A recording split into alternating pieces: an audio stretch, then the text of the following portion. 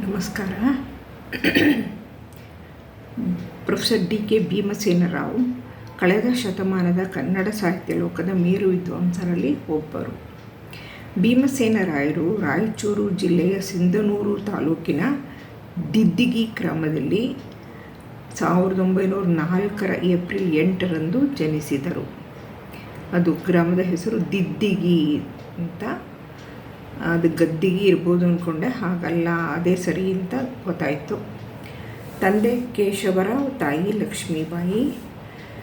ಇವರದ್ದು ಬಡತನದ ಬಾಲ್ಯವಾಗಿತ್ತು. ಬಾಲ್ಯದಲ್ಲಿಯೇ ಪಿತೃವಿಯೋಗವಾಯಿತು. ಭೀಮಸೇನರಾಯರ ಪ್ರಾರಂಭಿಕ ಶಿಕ್ಷಣ ಅಯ್ಯನವರ ಮಠದಲ್ಲಿ ನೆರವೇರಿತು. ನಿಜಾಮರ ಆಡಳಿತಕ್ಕೆ ಒಳಪಟ್ಟಿದ್ದರಿಂದ ಉರ್ದು ಭಾಷೆ ಕಲಿಕೆ ಅನಿವಾರ್ಯವಾಗಿತ್ತು. 1922ರಲ್ಲಿ ಉರ್ದು ಮಾಧ್ಯಮದಲ್ಲಿ ಮೆಟ್ರಿಕ್ಯುಲೇಷನ್ ಓದಿ ಮುಂದೆ ಉಸ್ಮಾನಿಯಾ ವಿಶ್ವವಿದ್ಯಾಲಯದಿಂದ BA ಪದವಿ ಗಳಿಸಿದರು. ಕನ್ನಡದಲ್ಲಿ ಪ್ರಥಮ ಸ್ಥಾನ ಗಳಿಸಿದ್ದರಿಂದ ಉತ್ತೇಜಿತರಾಗಿ ಸ್ನಾತಕೋತ್ತರ ಪದವಿ ಪಡೆಯಲು ಮೈಸೂರು ವಿಶ್ವವಿದ್ಯಾಲಯಕ್ಕೆ ಬಂದರು. 1927ರಲ್ಲಿ ಮೈಸೂರು ವಿಶ್ವವಿದ್ಯಾಲಯದಲ್ಲಿ ಕನ್ನಡ MA ತರಗತಿಗಳು ಪ್ರಾರಂಭವಾಯಿತು. BM ಶ್ರೀಕಂಠಯ್ಯನವರು ಆಗಲೇ ಕನ್ನಡ MA ಮೊದಲನೇ ತರಗತಿಯನ್ನು ಪ್ರಾರಂಭ ಮಾಡಿದ್ದು. ಅಲ್ಲಿ ಮೇಸ್ಟ್ರುಗಳು ಕುವೆಂಪು ಕೂಡ ಶಿಷ್ಯರು. ಅಲ್ಲಿ ಆಚಾರ್ಯ BM Srikantaiah, professor AR Krishnashastri ಮತ್ತು ಪ್ರೊಫೆಸರ್ TS ವೆಂಕಣ್ಣಯ್ಯ ಅವರುಗಳು ಗುರುಗಳಾಗಿದ್ದರು.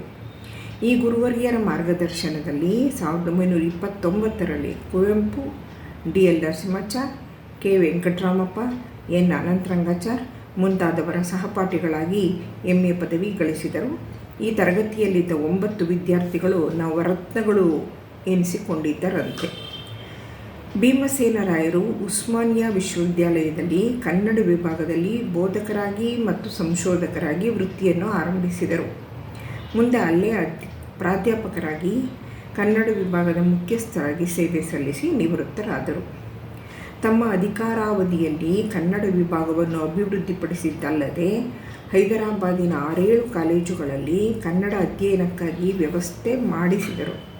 ಗುಲಬರ್ಗ, ಯಾದಗಿರಿ, ರಾಯಚೂರು ಪ್ರದೇಶಗಳಲ್ಲಿ ಕನ್ನಡ ವ್ಯಾಸಂಗಕ್ಕಾಗಿ ಏರ್ಪಾಡು ಮಾಡಿ ಹಳೆಯ ಹೈದರಾಬಾದ್ ಕರ್ನಾಟಕದಲ್ಲಿ ಕನ್ನಡ ಕೀರ್ತಿಯನ್ನು ಬೆಳಗಿಸಲು ಭಾಷಾ ಸೇವಕರಾಗಿ ದುಡಿಮೆ ಮಾಡಿದರು. ಹೈದರಾಬಾದ್ ಕರ್ನಾಟಕ ಸಾಹಿತ್ಯ ಮಂದಿರದ ಅಧ್ಯಕ್ಷರಾಗಿ ಸೇವೆ ಸಲ್ಲಿಸಿದರು. ಇದಕ್ಕೊಂದು ಸ್ವಂತ ಕಟ್ಟಡ ಕಟ್ಟಿಸುವಲ್ಲಿ ಸಫಲ ಶ್ರಮ ನಿರ್ವಹಿಸಿದರು. ಸಂಘದ ಆಶ್ರಯದಲ್ಲಿ ಹಲವಾರು ಕೃತಿಗಳನ್ನು ಪ್ರಕಟಣೆ ಮಾಡಿದರು. ಪ್ರತಿ ವರ್ಷ ನಾಡಹಬ್ಬದ ಆಚರಣೆ ಏರ್ಪಾಡಾಯಿತು.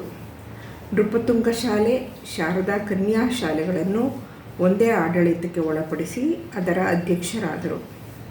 ನಿಘಂಟು ಸಂಪಾದಕ ಮಂಡಳಿಯಲ್ಲಿ ಕೊನೆಯವರೆಗೂ ದುಡಿದರು.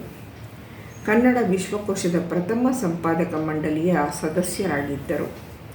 ಆಚಾರ್ಯರು ಬಹುಭಾಷಾ ಪಂಡಿತರಾಗಿದ್ದರಿಂದ 1965-67ರ ಅವಧಿಯಲ್ಲಿ ಜ್ಞಾನಪೀಠ ಪುರಸ್ಕಾರಕ್ಕೆ ನಾಮಾಂಕಿತಾದ ಕೃತಿಗಳ ಮೌಲ್ಯಮಾಪನ ಸಮಿತಿಯ ಸದಸ್ಯರಾಗಿದ್ದರು. ಹೈದರಾಬಾದಿನ ಕರ್ನಾಟಕ ಶಿಕ್ಷಣ ಸಮಿತಿ ಹಾಗೂ ಕರ್ನಾಟಕ ಸಾಹಿತ್ಯ ಮಂದಿರದ ಅಧ್ಯಕ್ಷರಾಗಿಯೂ ಸೇವೆ ಸಲ್ಲಿಸಿದರು. ಭೀಮಸೇನರಾಯರ ಮತ್ತೊಂದು ಆಸಕ್ತಿಯ ಕಾರ್ಯಕ್ಷೇತ್ರವೆಂದರೆ ಹಸ್ತಪ್ರತಿ ಸಂಗ್ರಹಣೆ ಮತ್ತು ಶಾಸನ ಸಂಗ್ರಹಣೆ. ಹಸ್ತಪ್ರತಿ ಅಂದರೆ ಏನು ಅಂತ ನಿಮಗೆಲ್ಲ ಗೊತ್ತು ಅಂತ ಅಂದ್ಕೊಂಡಿದ್ದೀನಿ. ಓಲೆಗರಿ ಪ್ರತಿಗಳು, ನಮ್ಮ ಈ ಪ್ರಿಂಟೆಡ್ ಕಾವ್ಯಗಳಿವೆಯಲ್ಲ, 50 ಪುಸ್ತಕಗಳು ಅದರ ಮೂಲ ರೂಪ. ಕವಿಗಳು ಬರಿತಿದ್ದಿದ್ದು, ಲಿಪಿ ಮಾಡ್ತಾಯಿದ್ದಿದ್ದು ಆ ಥರ.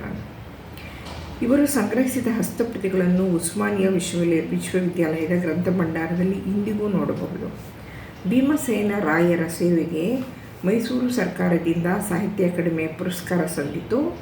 ರಾಯರು ರಾಯಚೂರಿನಲ್ಲಿ 1945ರಲ್ಲಿ ನಡೆದ ಹೈದರಾಬಾದ್ ಕನ್ನಡ ಸಾಹಿತ್ಯ ಸಮ್ಮೇಳನದ ಮೊದಲನೆಯ ಅಧ್ಯಕ್ಷರಾಗಿದ್ದರು. ಪ್ರೊಫೆಸರ್ ಭೀಮಸೇನರಾಯರ ಬರಹಗಳಲ್ಲಿ ಶಬ್ದಮಣಿ ದರ್ಪಣ, ಶಬ್ದಮಣಿ ದರ್ಪಣದ ಪಾಠಾಂತರಗಳು ಮತ್ತು ಅನುಭವಾಮೃತವು, ಹರಿಕಥಾಮೃತ ಸಾರವು, 13ನೇ ಶತಮಾನದ ಕರ್ನಾಟಕಾಂಧ್ರ ಮಹಾರಾಷ್ಟ್ರ 3 ರಾಜ್ಯ ಸೇರಿಸ್ತಾ ಇದ್ದಾರೆ ನೋಡಿ. ಕರ್ನಾಟಕಾಂಧ್ರ ನಮ್ಗೆ ಗೊತ್ತದು, ಕೃಷ್ಣದೇವರಾಯನಿಗೆ ಸಂಬಂಧಪಟ್ಟ ಹೇಳ್ತಾ ಇರೋದನ್ನು. ಆದರೆ ಕರ್ನಾಟಕಾಂಧ್ರ ಮಹಾರಾಷ್ಟ್ರ ಸಾಹಿತ್ಯಾವಲೋಕನ 3 ಕಡೆ ಕನ್ನಡನೇ ಇತ್ತು ಅಂತ ಚಿದಾನಂದಮೂರ್ತಿಗಳು ಹೇಳೋದು. ಕುಮಾರರಾಮನ ಕಾಳಗ, ಮಹಾಭಾರತ ಯುದ್ಧ ಪಂಚಕ, ಅದರ 5 ಕೃತಿಗಳನ್ನು ಕುರಿತು ಒಂದು ಕಡೆ ಹಾಕೋದು. ಶಿವರಾತ್ರಿ ಕತೆ, ರಜತೋತ್ಸವ ಪ್ರಗಾತ ಅಂದರೆ ಓಡಂತ ಇಂಗ್ಲೀಷ್ ರೂಪದಿಂದ ಬಂದದ್ದು, ಶಾಸನಗಳು ಮುಂತಾದವು ಸೇರಿವೆ. ಇದಲ್ಲದೆ ರಾಯರು ಮಕ್ಕಳಿಗಾಗಿ ಹೂಮಾಲೆ, ಪಂಚತಂತ್ರ, ಶತಮೂರ್ಖರು ಎಂಬ ಕೃತಿಗಳನ್ನು ರಚಿಸಿದ್ದರು. ಭೀಮಸೇನ ರಾಯರು 1969 ನವೆಂಬರ್ 29 ಈ ಲೋಕವನ್ನು ಅಗಲಿದರು. ಇದು ಕನ್ನಡ ಸಂಪದ ಅನ್ನುವ ಕಡೆಯಿಂದ ಆರಿಸ್ಕೊಂಡಿರುವಂತಹ ಪ್ರಬಂಧ ಇಷ್ಟೊತ್ತು ಓದಿದ್ದು. ಇಷ್ಟೊಂದು ಮುಖ್ಯವಾದವರು, ಅದರಲ್ಲೂ ಶಬ್ದಮಣಿ ದರ್ಪಣದ ಪಾಠಾಂತರ ಅಂದರೆ ತುಂಬ ಕಷ್ಟದ ಕೆಲಸ. ಅದನ್ನು ಮಾಡಿದವರು ಅಂತ ಇವರ ಹೆಸರನ್ನು ಗೂಗಲಲ್ಲಿ ಹುಡುಕಿದ್ರೆ ಗೂಗಲಲ್ಲಿ ಇಲ್ಲವೇ ಇಲ್ಲ. ಇಂಥ ಮುಖ್ಯ ವ್ಯಕ್ತಿಗಳ ಹೆಸರು ಗೂಗಲಲ್ಲಿ ಇಲ್ಲವೇ ಅನ್ನಿಸ್ತು. ಆದರೆ ಇನ್ನೊಂದು ಕಡೆ ಇದೆ.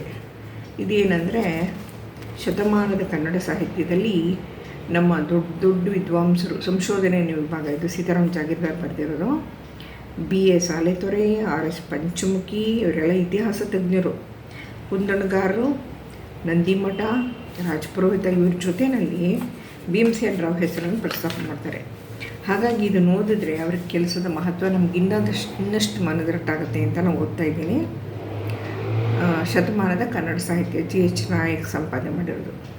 ಶಾಸನ, ವರ್ಣಚಿತ್ರ, ಪ್ರಾಚೀನ ಜನವಸತಿಯ ನೆಲೆ, ದೇವಾಲಯಗಳು, ನಾಣ್ಯ, ತಾಡೋಲೆ, ಅದು ಹಸ್ತಪ್ರತಿಗೆ ತಾಡೋಲೆ ಅಂತಾರೆ, ಕಾಗದ ಪತ್ರ ಮುಂತಾಗಿ ಇತಿಹಾಸಕ್ಕೆ, ಸಾಂಸ್ಕೃತಿಕ ಚರಿತ್ರೆಗೆ ಸಂಬಂಧಪಟ್ಟ ಎಲ್ಲ ವಿಷಯಗಳ ಅಧ್ಯಯನ, ಗ್ರಾಮಗಳ ಸರ್ವೇಕ್ಷಣ, ವಾಸ್ತುಶಿಲ್ಪ, ಏನೆಲ್ಲ ಸಂಗತಿಗಳನ್ನು ಸಂಗ್ರಹಿಸುವುದು, ಅವುಗಳ ಸಮಗ್ರ ಅಧ್ಯಯನದ ಅನಂತರ ವರದಿಗಳನ್ನು, ಲೇಖನಗಳನ್ನು ಮತ್ತು ಪುಸ್ತಕಗಳನ್ನು ಬರೆದು ಪ್ರಕಟಿಸುವುದು, ಸಂಗ್ರಹಿಸಿದ ವಸ್ತುಗಳ ಪ್ರದರ್ಶನಗಳನ್ನು ಏರ್ಪಡಿಸುವುದು ಅಲ್ಲಿಯ ಒಂದು ಸಂಸ್ಥೆಯ ಕೆಲಸ. ರಾಜ್ಯಗಳ ಪುನರ್ವಿಂಗಡಣೆ ಆದಾಗ, ಅದು ಯಾವಾಗ 1956 ಗಣರಾಜ್ಯ ಆಯ್ತಲ್ಲ, ಆಗ ರಾಜ್ಯಗಳ ಪುನರ್ವಿಂಗಡಣೆ ಆಯಿತು. ಸರ್ದಾರ್ ವಲ್ಲಭಭಾಯಿ ಪಟೇಲ್ ಮಾಡಿದ್ದು ಭಾಷಾವಾರು ಪ್ರಾಂತ್ಯ ವಿಂಗಡಣೆ ಅಂತಾರೆ ಅದನ್ನು. ಆದಾಗ ಈ ಸಂಸ್ಥೆಯನ್ನು ಕರ್ನಾಟಕ ವಿಶ್ವವಿದ್ಯಾಲಯಕ್ಕೆ ಸೇರಿಸಲಾಯಿತು. ಈ ಸಂಸ್ಥೆಯು ಪುರಾತತ್ವ, ಶಿಲ್ಪಕಲೆ, ಶಾಸನಗಳ ವಸ್ತು ಸಂಗ್ರಹಾಲಯ ಮತ್ತು ಗ್ರಂಥ ಹಾಗೂ ಹಸ್ತಪ್ರತಿಗಳ ಭಂಡಾರವನ್ನು ಹೊಂದಿದೆ. ಅಂದರೆ ಕರ್ನಾಟಕ ವಿಶ್ವವಿದ್ಯಾನಿಲಯಕ್ಕೆ ಸೇರುವವರೆಗೆ 13 ವರ್ಷಗಳ ವಾರ್ಷಿಕ ವರದಿಯನ್ನು ಪ್ರತಿ ವರ್ಷವೂ ಪ್ರಕಟಿಸಿದೆ. ವಡಗಾಂವ್, ಮಾಧವಪುರ, ತೆಕ್ಕಲಕೋಟೆ, ಹಳ್ಳೂರುಗಳಲ್ಲಿ ಉತ್ಖನನವನ್ನು ಮಾಡಿದೆ. ಈ ಉತ್ಖನನಗಳಲ್ಲಿ ನಿರತರಾದವರು, ಉತ್ಖನನ ಅಂದರೆ ನೆಲ ಅಗಿಯೋದು ಅಂತ, ನೆಲ ಅಗದಿದ್ದರಿಂದಲೇ ಹರಪ್ಪ ಮಹೇಂದ್ರದವರು ಸಿಕ್ಕಿತ್ತು. ಆ ಥರ ಡಾಕ್ಟರ್ ಆ ಸುಂದರ ಹಾಗೂ ಡಾಕ್ಟರ್ MS ನಾಗರಾಜರಾವ್ ಅವರುಗಳು ಕರ್ನಾಟಕ ಶಾಸನಗಳು ಎಂಬ ಶೀರ್ಷಿಕೆಯಲ್ಲಿ ಶಾಸನಗಳ ಸಂಪುಟಗಳು ಮತ್ತು ವಿದ್ವಾಂಸರಿಂದ ಇದ್ದ ಉಪನ್ಯಾಸಗಳ ಪುಸ್ತಕಗಳು ಹಲವು ಹೊರಬಂದಿವೆ. ಈ ಮಾಲಿಕೆಯಲ್ಲಿ ಬಂದ ಗೋವಿಂದ ಪೈಗಳ 3 ಉಪನ್ಯಾಸಗಳು ಮತ್ತು MH ಕೃಷ್ಣರ ಕರ್ನಾಟಕದ ಪೂರ್ವಚರಿತ್ರೆ, ಕಪಟಗಾಳ ಕೃಷ್ಣರಾಯರ ಲಾಕುಳ ಶೈವರು, DK ಭೀಮಸೇನ ರಾಯರ ಶಬ್ದಮಣಿ ದರ್ಪಣದ ಪಾಠಾಂತರಗಳು ಮುಂತಾದವು ಬಹಳ ಪ್ರಸಿದ್ಧವಾಗಿವೆ. ಎಷ್ಟು ಕಷ್ಟದ ಕೆಲಸ ಆಗ್ತಾ ಇವೆಲ್ಲ. ಶಬ್ದಮಣಿ ದರ್ಪಣದ್ದೇ ಅಷ್ಟೇ, ಅದಕ್ಕೆ ಈಗಿರೋ ರೀತಿಲೇ ಪದ್ಯ ಅರ್ಥ ಮಾಡ್ಕೊಳ್ಳೋಕೆ ಹರಸಾಹಸ. ನಮ್ಮ ಕಾಲದಲ್ಲಿ ಪಾಠನಾರು ಮಾಡ್ತಿದ್ರು, ಶ್ರೀನಿವಾಸನ್ ಅಂತ ದೊಡ್ಡ ಒಳ್ಳೆ ಮೇಷ್ಟ್ರು. ಈಗಿಲ್ಲ. ಮಂಡ್ಯದ ಸರ್ಕಾರಿ ಕಾಲೇಜಲ್ಲಿ ಪೂರ್ತಿ ಪಾಠ ಮಾಡಿದ್ದಾರೆ. ಯಾಕೆಂದರೆ ಎಲ್ಲ ಕಡೆ ನಾನು ಬರ್ಕೊಂಡಿದ್ದೀನಿ. First year BA, second year BA 2 ವರ್ಷ ಪಾಠ ಮಾಡ್ತಿದ್ರು, ಅಷ್ಟೊಂದು ಪದ್ಯಗಳು.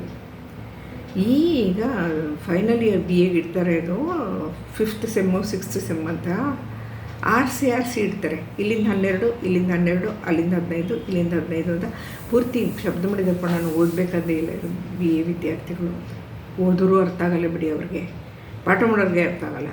ಅಂಥದನ್ನು ಪಾಠಾಂತರಗಳನ್ನು ಇವರು ನೋಡಿದ್ದಾರೆ. ಅಂದರೆ ಎಷ್ಟು ದೊಡ್ಡ ವಿದ್ವಾಂಸರು ಆಗಿದ್ದ ಎಲ್ಲ ವಿದ್ವಾಂಸರು ತುಂಬ ಕಷ್ಟಕರವಾದ ಕೆಲಸವನ್ನು ಮಾಡಿದ್ದಾರೆ. ಅದಕ್ಕೆ ಇವ್ರ ಹೆಸರು ಬಂತು, ಅದಕ್ಕೆ ಓದಿದೆ ಅಷ್ಟೆ. ಈ ಮಾಲಿಕೆಯಲ್ಲಿ father Heras, director general KN Dikshit, N Lakshminarayana ರಾಯರು, ಸಂಕಾಲಿಯ HD ಶಿವರಾಮ ಕಾರಂತ, ಶಂಭಾ ಜೋಶಿ, ಪಾಗು ಹಳಕಟ್ಟಿ, SB ದೇವಾ ಮೊದಲಾದವರು ಅಮೂಲ್ಯ ಉಪನ್ಯಾಸಗಳನ್ನು ಇಟ್ಟಿದ್ದಾರೆ. ಆ ಉಪನ್ಯಾಸಗಳ ಫಲ ಪುಸ್ತಕ ರೂಪದಲ್ಲಿ ಬಂದಿದೆ. ಪ್ರತಿಯೊಂದರ ವಿಮರ್ಶೆ ಇಲ್ಲಿ ಸಾಧ್ಯವಿಲ್ಲ ಅಂತಾರೆ. ಇದು ಶತಮಾನದ ಕನ್ನಡ ಸಾಹಿತ್ಯ ಆದ್ದರಿಂದ ಎಲ್ಲಿ ಇಲ್ಲದಿದ್ರೆ ಇನ್ನು ಇದರ 10-15 ಸಂಪುಟ ಬರಬೇಕಾಗಿತ್ತು. ಜೇತ್ ನಾಯಕು ಇದನ್ನು ತರುವಾಗಲೇ ಅವ್ರಿಗೆ ಹುಷಾರಿರಲಿಲ್ಲ. ಮತ್ತು ಸಂಪಾದನಾ ಕಾರ್ಯಕ್ಕೆ ಬಂದು ತೊಡಕನ್ನಂತೂ ಮುನ್ನುಡಿಯಲ್ಲಿ ಹೇಳ್ಕೊಂಡಿದ್ದಾರೆ. ಹೀಗಾಗಿ ಡಿ ಕೆ ಭೀಮಸೇನ್ ಅವರು ತುಂಬ ಮುಖ್ಯವಾದ ವಿಮರ್ಶಕರು, ಸಂಶೋಧಕರು. ಆದರೆ ಗೂಗಲಲ್ಲಿ ಇವ್ರ ಬಗ್ಗೆ ಇಲ್ಲ. ಹಾಗಾಗಿ ನಂಗೆ ಫೋಟೋ ತೋರಿಸೋದಕ್ಕೂ ಕೂಡ ಇನ್ನೂ ಸಾಧ್ಯ ಇಲ್ಲ. ಬಟ್ ಇವ್ರು ಎಲ್ಲೋ ಹೆಸರಿರುತ್ತೆ ಅಂತ ನಾನು ಹುಡುಕಿದೆ, ಅದು ಸಿಕ್ತು. ನಮಸ್ಕಾರ.